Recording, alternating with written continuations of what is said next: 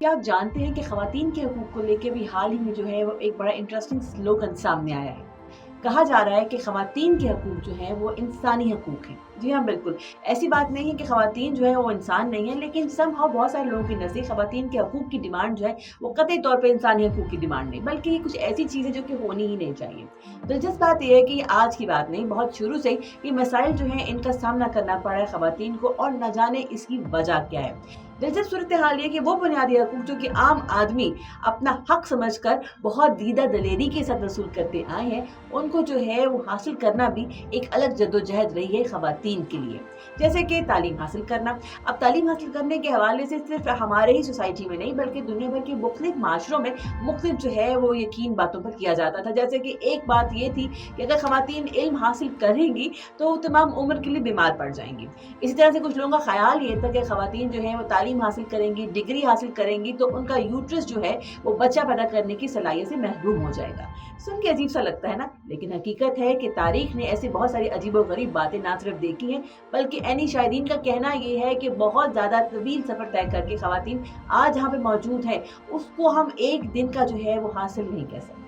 अभी के लिए मुख्तलिफ इलाकों में, पाकिस्तान में, इंडिया में, अमेरिका में, यूके में, बहरीन में ख़वातीन के हकूक़ के हवाले से मुख्तलिफ मामलात का सामना करना पड़ रहा है। जैसे कि कुछ इलाके में ख़वातीन को वोट देने का हक़ हासिल नहीं, कुछ इलाकों में ख़वातीन को विरासत के हकूक़ हासिल नहीं है, जबकि कुछ इलाकों में ख़वातीन को जो है वो अपनी मर्ज़ी से अपने लिए मेडिकल ट्रीटमेंट जो है हासिल करने की इजाज़त नहीं है। कितनी अजीब बात लगती है। बहुत सारी ख़वातीन को जो है वो काम जो कि मर्दों के मुकाबले में बेहतर अंदाज़ में करती हैं, उनके लिए इक्वल वेजेस यानी कि जो उनको कीमत अदा की जाती है वो इक्वालिटी की बुनियाद पर नहीं की जाती, इस मसले का भी सामना करना पड़ता है। इस जद्दोजहद में जो है वो बहुत एक तवील जंग है जो कि ख़वातीन ने लड़ी है, और बाज़ दफ़ा तो ऐसा लगता है कि ये जंग ना ख़त्म होने वाली है। दिलचस्प बात ये है कि सारी जद्दोजहद में अक्सर औक़ात ख़वातीन ही ख़वातीन की दुश्मन भी दिखाई देती हैं। जैसे कि औरत मार्च के हवाले से बहुत सारी ख़वातीन जो हैं बहुत सारे स्लोगन्स को नापसंद करती हैं। उनका कहना ये है कि बहुत सारे स्लोगन्स जो हैं वो उनकी ज़ात पर डायरेक्ट हमला महसूस होते हैं, और उनसे उनकी ज़ात का ये कोई ताल्लुक नहीं कि उनको हक हासिल होना चाहिए, बल्कि ऐसा लगता है कि उनको जो है बाज़ार में लाकर जो है वो तनकीद का निशाना बनाया जा रहा है।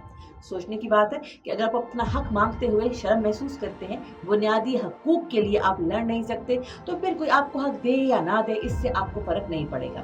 लेकिन यहाँ पर ये भी सवाल उठाया जाता है कि अगर आप अपने बुनियादी हकूक़ को ऐसी आसानी से जाने देंगे, तो फिर जो आपको हक हासिल हैं वो भी नहीं हासिल रहेंगे। जैसे कि तालीम के हक के साथ-साथ ज़िंदा रहने का हक। इंडिया के अंदर एक बड़ी तादाद में ख़वातीन और बच्चियों को जो है वो सिरे से ही ख़त्म करने की कोशिश जारी रखी गई है, जिसकी वजह से अक्सर रियासतें इंडिया की ऐसी हैं जहाँ पर ख़वातीन की तादाद जो है मर्दों के मुकाबले में ना होने के बराबर है। इसका मतलब ये है कि जो बैलेंस रखने के लिए आपको तादाद ख़वातीन की चाहिए सोसाइटी को आगे बढ़ाने के लिए, वो तादाद भी पूरी नहीं होती है। अब सवाल यहाँ पे ये उठता है कि ख़वातीन को हकूक़ ना देने वाले आदमी जो हैं, क्या वो कसूरवार हैं, या फिर वो ख़वातीन खुद जो कि अपना हक लेना ही नहीं चाहती हैं, और इन हकूक़ में सेहत, तालीम के साथ-साथ विरासत के हकूक़ भी शामिल हैं। ज़ाहिर-सी बात है, बहुत सारी लंबी तवील जद्दोजहद है जो कि एक दिन में तो हल होगी नहीं, और ये ज़हन बदलने की वो जद्दोजहद है जो कि इवेंचुअली होते-होते ही होगी।